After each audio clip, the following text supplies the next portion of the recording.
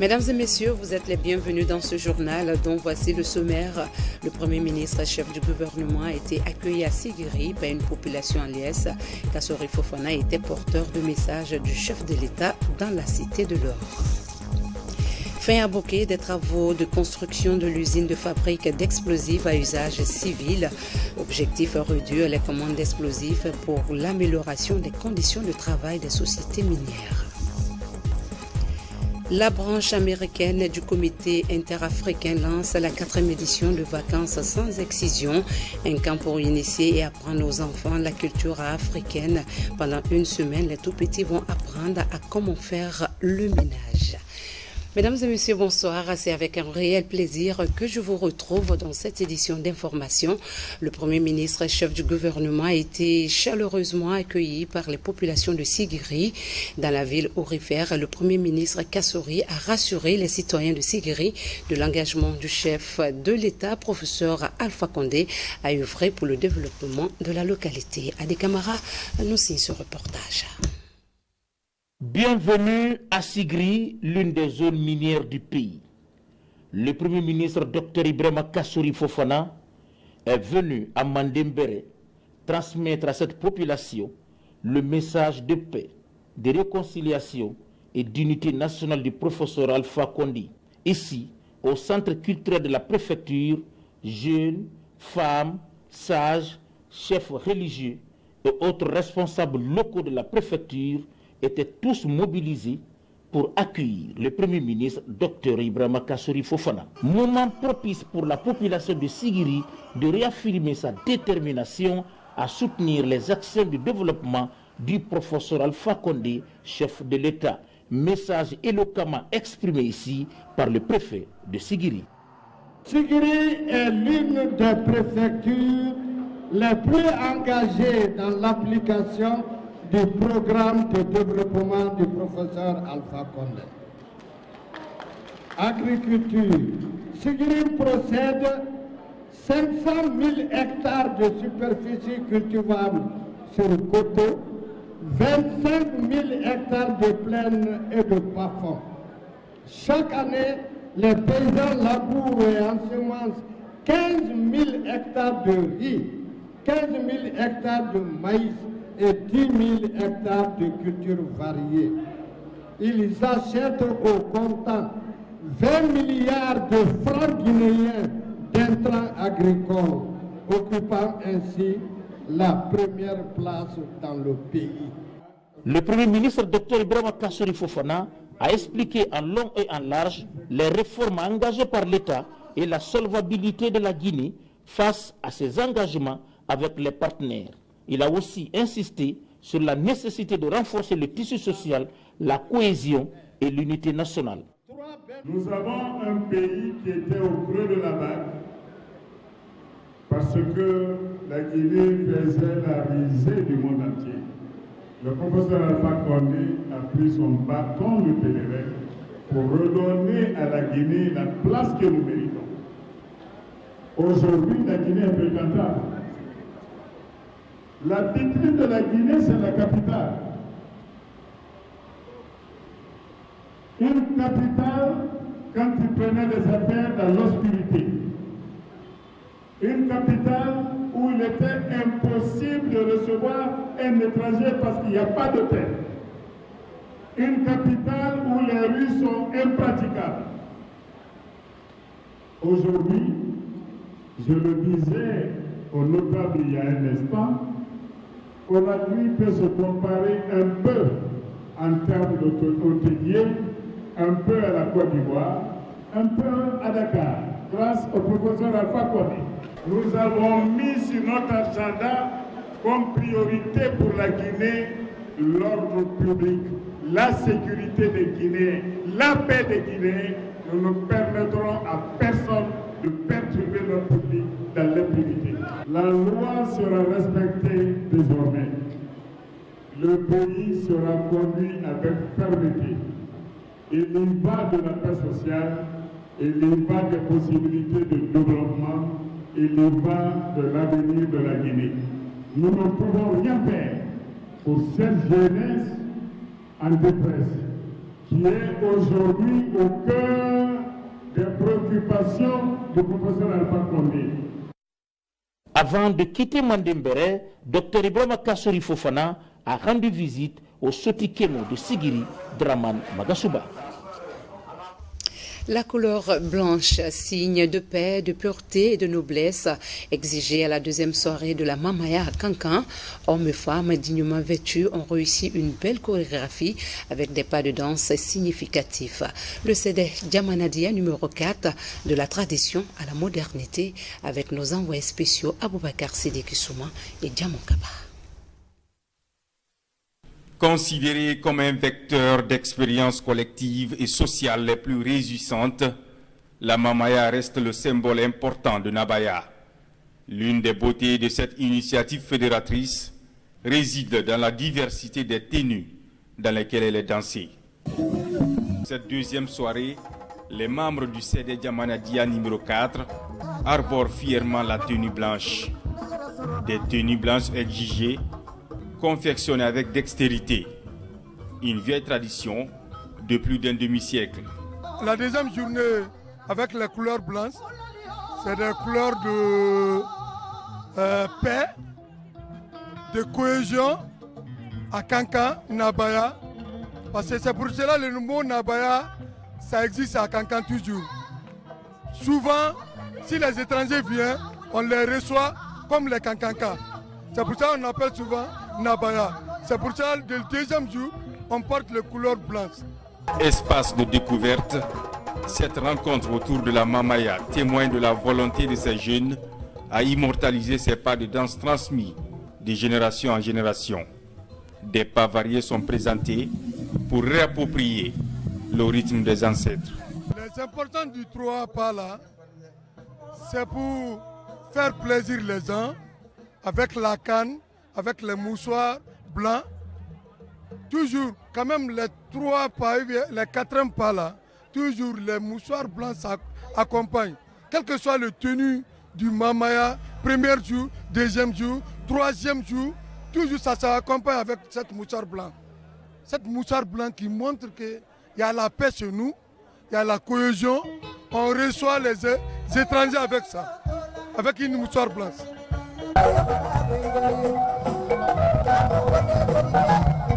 Avec sa canne et son mouchoir, Sori Kaba démontre avec maestria son savoir-faire qui concilie tradition à la modernité.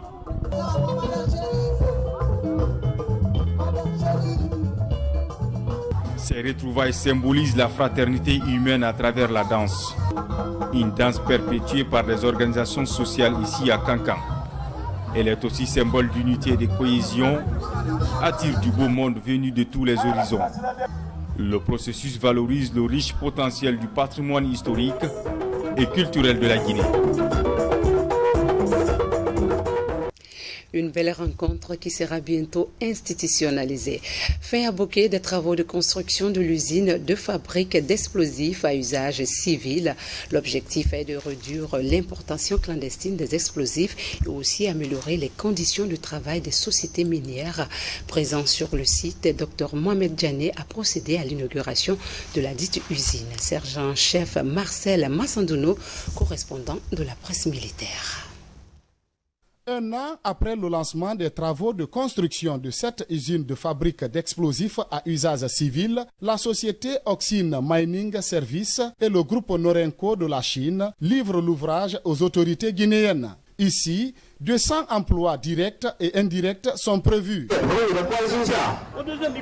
Sous la direction clairvoyante de Monsieur le ministre, avec l'aide et le soutien de toute la structure du gouvernement, grâce au support des actionnaires, avec le soutien de la population de Dolagui et la relation amicale, nous avons pu déterminer les travaux de construction et d'installation pour le parc industriel d'explosifs à usage civil à Boké.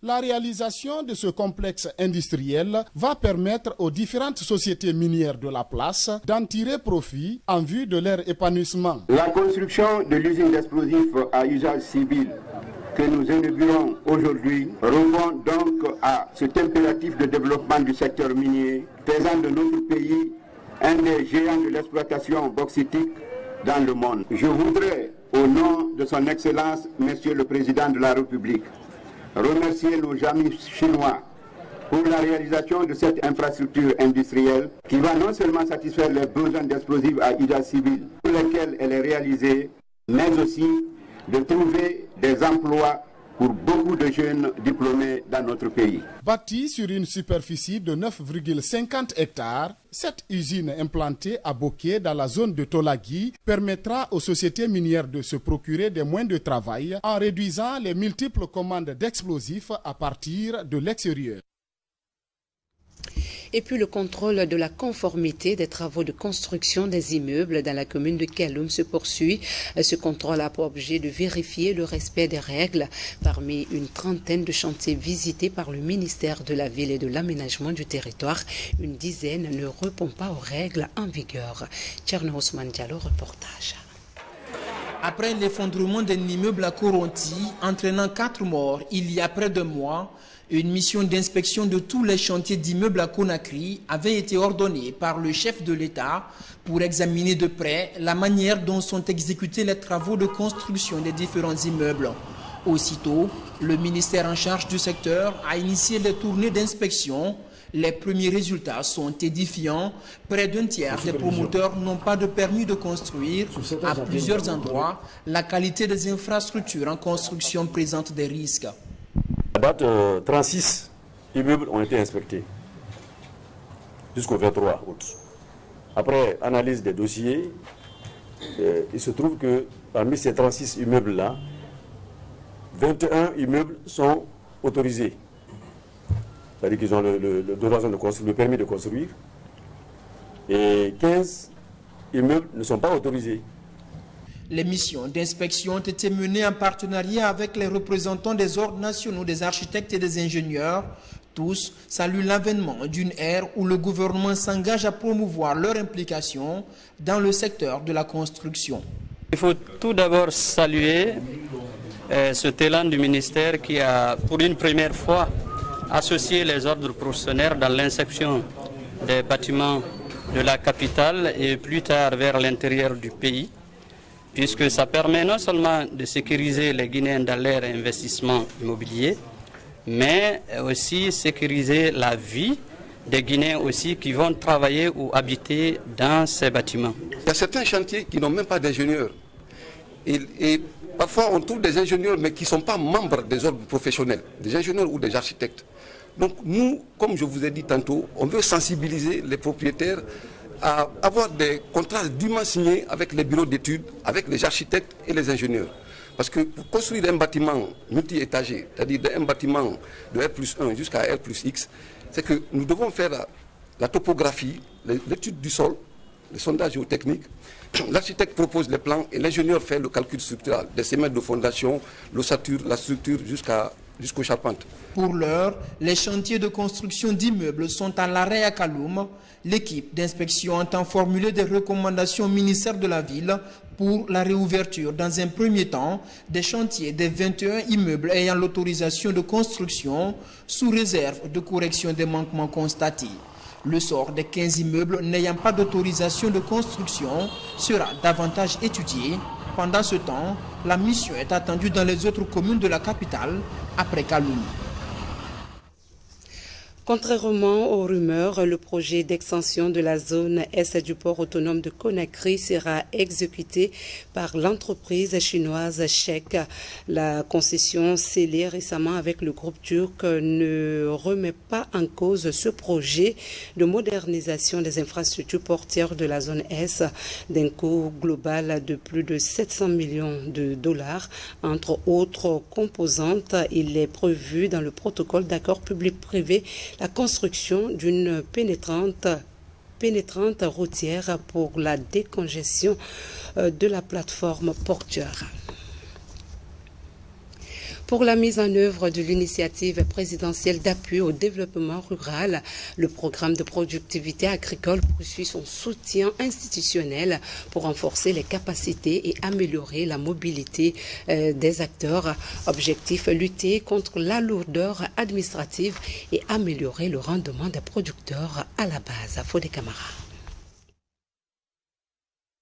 Avec 23 millions de dollars, la deuxième phase du programme de productivité agricole en Afrique de l'Ouest s'amorce par la distribution de 4000 tonnes de semences et plus de 300 géniteurs pour promouvoir l'élevage de la chèvre rousse de Maradi importée du Niger.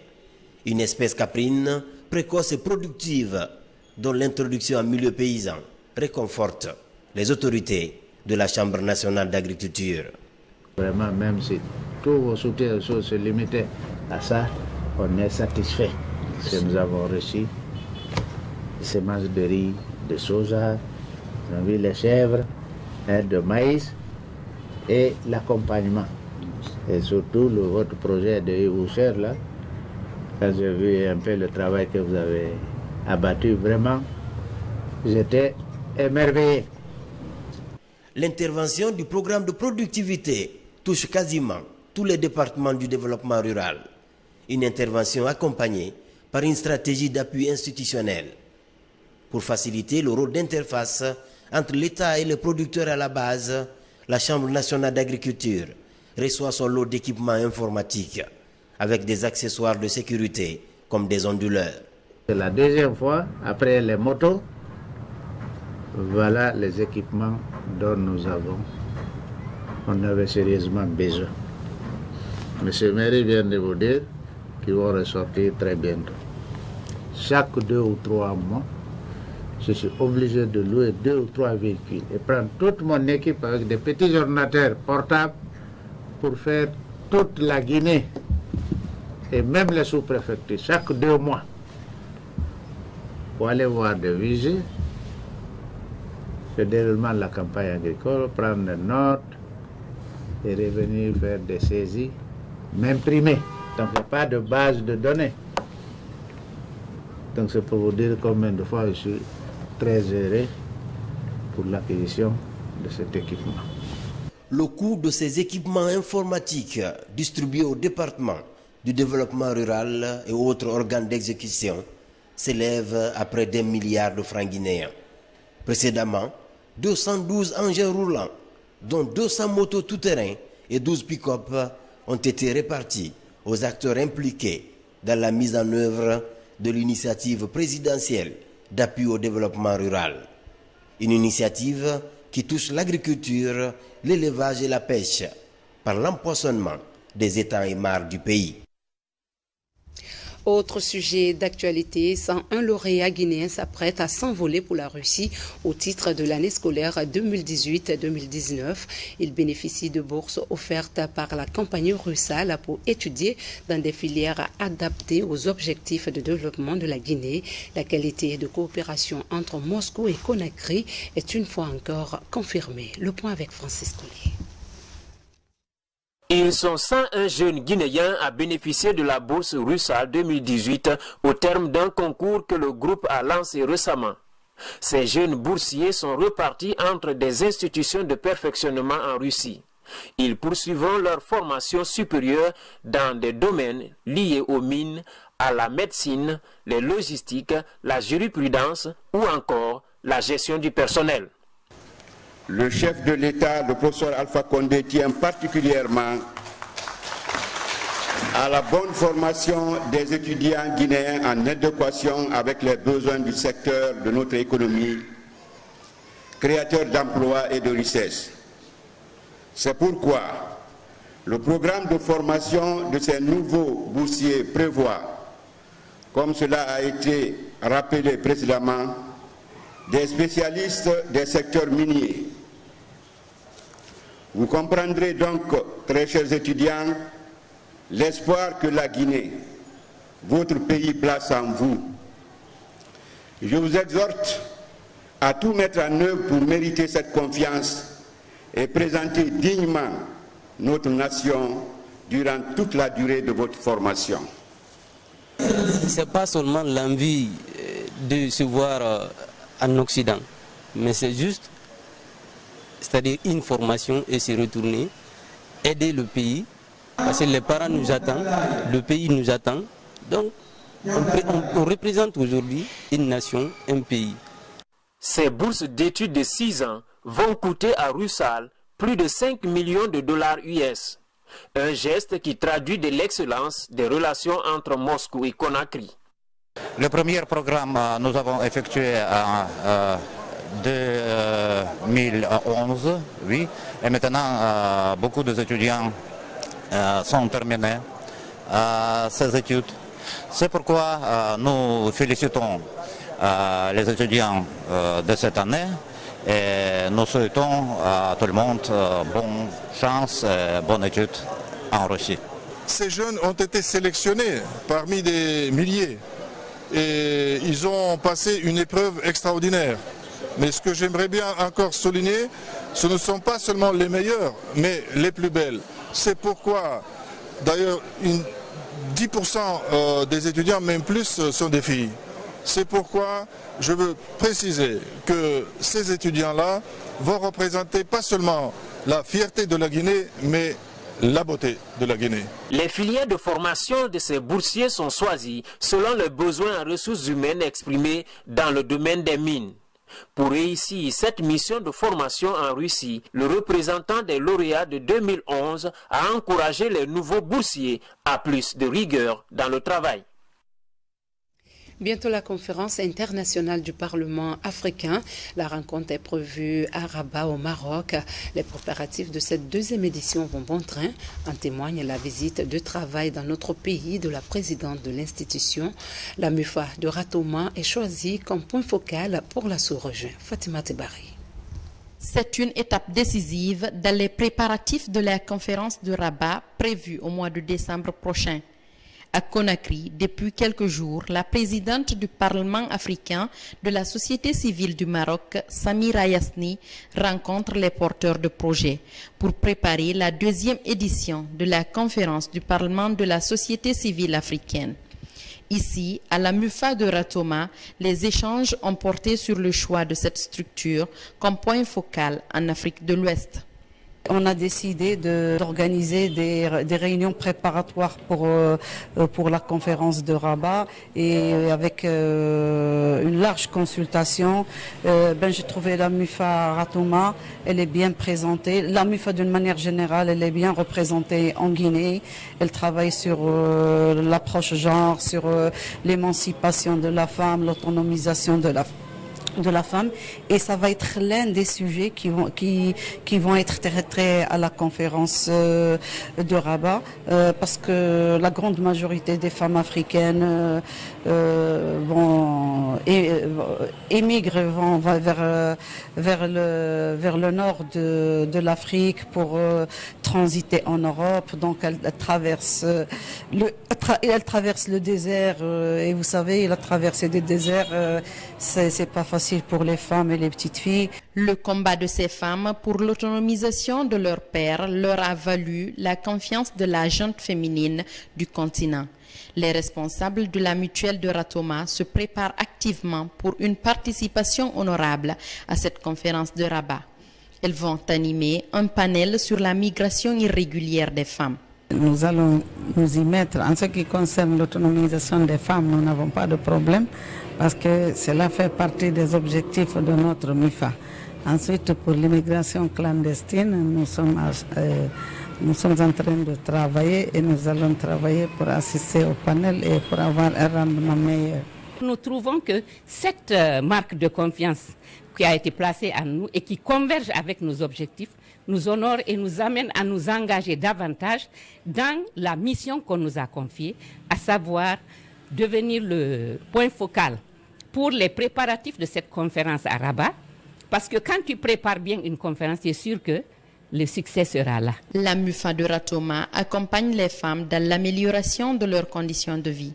Elle est aussi une plateforme de sensibilisation des jeunes et des femmes sur les méfaits de la migration irrégulière. Après ce reportage de Fatimatou Diallo, on en vient au congé d'été, un moment à risque pour les jeunes filles, une période où elles subissent les mutilations sexuelles. Pour parer à ce fléau, la branche américaine du comité interafricain lance la 4e édition de vacances sans excision. Pendant une semaine, les tout-petits sont sensibilisés, une stratégie pour combattre les mutilations génitales féminines. Fatoumata Samoura est notre correspondante aux États-Unis. Gleneco Park. Dans ce paysage pittoresque, au son de balafon et de tam-tam, la branche américaine du comité interafricain lance la 4e édition de vacances sans excision, un véritable camp d'initiation où les enfants vont apprendre les valeurs ancestrales et coutumes africaines sans être mutilés. À travers des témoignages de victimes, aujourd'hui devenus mentors, les enfants percent le mystère de l'excision et des MGF. Nous savons que tous les enfants et toute personne a au moins un talent qu'il peut utiliser pour éradiquer les pratiques néfastes. Donc cette année, nous avons partagé les enfants en 3 groupes, de 5 ans à 7 ans, de 8 ans à 9 ans et de 10 ans et autres. Ils ont été formés par des encadreurs. Il y a eu aussi d'autres organisations qui ont participé également à cette activité. Et cette année, je pense que le message a été transmis. Placé sous le thème « Utilise ton talent pour éradiquer définitivement l'excision et les MGF », cette retraite mobilise la communauté africaine dans des groupes de travail et par le biais de dessins, sketchs et de simples mots, les enfants dénoncent les pratiques néfastes à leur santé, mais aussi développent des stratégies de lutte contre l'excision. Nous apprenons aux enfants beaucoup de choses sur l'excision. À travers ces informations reçues, ils pourront sensibiliser le public.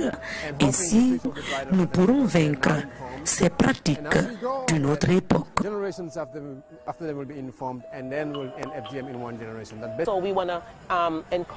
Nous voulons encourager les filles et les garçons à se joindre à la lutte contre l'excision parce qu'ils sont de futurs législateurs en Amérique et en Afrique. Ils pourront ainsi contribuer à la prise de conscience sur les 2 continents. La branche américaine du comité interafricain se fixe pour objectif éradiquer toutes les pratiques traditionnelles néfastes à la santé des filles et des femmes. Ce combat est mené en tandem avec d'autres pays, organismes et ONG. Et puis c'est le mois de la forêt, direction donc Macenta pour démontrer que cette ressource est essentielle pour le développement. Des séances de reboisement ont été organisées, de nombreuses essences fruitières ont été mises en terre en présence de plusieurs acteurs environnementaux. Mamadou Alpha Baldé, reportage. La préfecture de Macenta est l'une des toutes premières dans la production locale du bois. Pour pérenniser cette ressource qui se raréfie dans le pays, le reboisement est un passage obligé. Le slogan dit nouveau plan pour un arbre coupé fait écho. Dans la sous-préfecture de Milikala à Macenta, la filière bois locale, avec l'appui technique des services du ministère de l'Environnement, reboise environ 3 hectares. Le gouvernement a accepté de libérer la consommation locale. Et dans ça, c'est défini dans l'arrêté de réglementation des exploitations forestières auprès des agréés qui doivent passer à des reboisements chaque année. Et nous sommes là, nous savons que vraiment les prélèvements que les gens font, c'est pour baisser la satisfaction locale, de l'urbanisation galopante et d'autres infrastructures à construire. Et que si nous acceptons, le gouvernement d'abord a accepté de faire ça, nous devrons y penser pour la génération présente et future, sans créer l'abus dans les périmètres villageois et même autour des massifs qui sont protégés et surtout libérer les forêts classées. Cette opération de reconstitution du couvert végétal s'inscrit dans la dynamique du mois de la forêt guinéenne. Pour sa réussite, l'implication des populations locales dans la préservation des espaces reboisés est obligatoire. Ce que nous coupons aujourd'hui, ce n'est pas nous qui avons planté, mais on en bénéficie aujourd'hui. Donc pour ça, il faudrait aussi qu'on laisse des traces pour que demain, après-demain, que leur progéniture ne puisse pas les insulter pour dire qu'ils ont dévasté la forêt de Binikala. Raison pour laquelle aujourd'hui nous reboisons à Binikala. Qu'ils surveillent ce qui est fait, qu'ils sachent que c'est pour eux. Qu'aucun feu de brousse n'arrive. Chaque fois que nous allons planter, nous allons couper un bois, nous allons planter 10 à la place. De Koyama, Zébéla, Fassankoni, un peu partout à Massanta, il y a eu une mobilisation extraordinaire. Ce que nous invitons à la population, c'est de préserver ce que nous sommes en train de faire. En faisant quoi? En évitant que le feu ne brûle cet espace. Que le feu ne brûle cet espace. Que chacun soit un surveillant. Que chacun fasse une prise de conscience pour surveiller vraiment ce domaine, afin que ces bois-là puissent nous servir aujourd'hui et demain. Face à l'inquiétant recul des forêts, le département de l'environnement et ses partenaires comme la filière bois comptent restaurer 1000 hectares cette année. Le défi de l'entretien jusqu'à la maturité des plants sera un combat de tous les jours. Toujours dans l'actualité de chez nous, dons de vivres et de cadeaux pour les enfants déshérités de Bambeto et le centre d'accueil Humanisme sans frontières. C'est un cachet spécial à Tabaski du ministère de l'Action sociale et le Croissant Rouge turc. Nos reporters ont tourné un regard bienveillant sur cet acte humanitaire. Lancé Kamisoko, Mohamed de Camara. À l'occasion de la fête du sacrifice, les bienfaiteurs ont redonné du sourire aux couches vulnérables. C'est ainsi, le ministère de l'Action sociale et le Croissant Rouge turc ont entamé une série de distributions de vivres aux orphelinats de la capitale. C'est le cas par exemple de l'ONG Aide aux enfants déshérités de Bambeto et le centre d'accueil humaniste sans frontières de bénéficier de ces vivres. Il faut savoir que le nombre d'associations et de bénévoles turcs venant en Guinée s'accroît d'année en année. L'objectif primordial est de partager avec tous ceux qui sont dans le besoin. Là commence la fête, donc vive la solidarité. Faire des dons aux populations vulnérables, celles qui sont en prison, celles qui sont malades, celles qui sont dans les orphelinats, mais aussi les musulmans qui sont dans les mosquées. Et nous le devons à la clairvoyance de Monsieur le Président de la République, qui a permis à la Guinée de s'ouvrir à d'autres pays, notamment la Turquie. À travers ce don, composé de sacs de riz, des bidons d'huile, des boîtes de tomates, de la viande et des jouets, ces enfants en situation difficile ont enfin le sourire aux lèvres. Voir même la ministre en personne de se déplacer, venir au l'aide aux enfants déshérités, nous sommes très contents de ça, puisqu'il n'y a pas un orphelinat en Guinée plus pauvre que l'aide aux enfants déshérités, puisque même moi, le fondateur, je suis déshérité. Au total, 150 bœufs ont été abattus et distribués à plus de 4500 familles et orphelins de Conakry et environnants. Des bœufs offerts par le Croissant Rouge turc, venus spécialement fêter la Tabaski avec les Guinéens. C'est le fruit de la coopération guiné-turque dans le domaine social amorcé par les deux présidents, le professeur Alpha Condé et Recep Tayyip Erdogan. 25 août 2018, voilà 60 ans que le général de Gaulle se rendait en Guinée pour encourager les Guinéens à voter oui pour la communauté franco-africaine. Mais le discours de Sékou Touré va provoquer l'effondrement de l'empire colonial français. Une phrase choc va traverser le temps et pourtant ce discours dans son intégrité paraît très ouvert. Aboubakar Kamara a rencontré pour vous des historiens. C'est le grand format du jour. Il est en tournée en Afrique depuis 5 jours. Le 25 août 1958, l'avion du général de Gaulle atterrit à Conakry. Le chef du gouvernement français vient défendre son projet constitutionnel qui doit marquer la naissance de la communauté française. Pour la Guinée, c'est le jour du destin.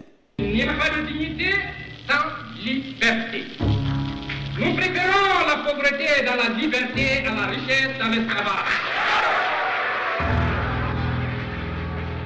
Cette phrase choc fera le tour du monde. Elle enthousiasme les peuples épris de liberté et de justice, mais provoque la rupture avec la France. Pourtant, elle est dite au milieu d'un discours ouvert au projet de communauté de De Gaulle. Il y a eu beaucoup de points de vue autour de ce discours ou de ces discours du 25 août. La France a quitté la Guinée pratiquement comme si deux couples divorçaient. C'était même pire que le divorce de deux couples. Parce que quand deux couples divorcent, au moins ils se partagent les biens. Mais là, non, la France est partie en détruisant pratiquement tout ce qu'elle avait construit et ne laissant rien aux Guinéens pour leur dire, bon, puisque vous voulez l'indépendance, débrouillez-vous. Mais quand vous regardez le discours, et d'autres aussi l'ont dit, relu calmement, le discours, il n'y avait rien de nouveau. C'était des idées que Sékou Touré émettait déjà depuis bien longtemps. Donc, il n'y avait pas de nouveauté. Ensuite, le discours n'avait rien d'injurieux vis-à-vis de la France. Bon, d'autres ont dit, c'est le ton.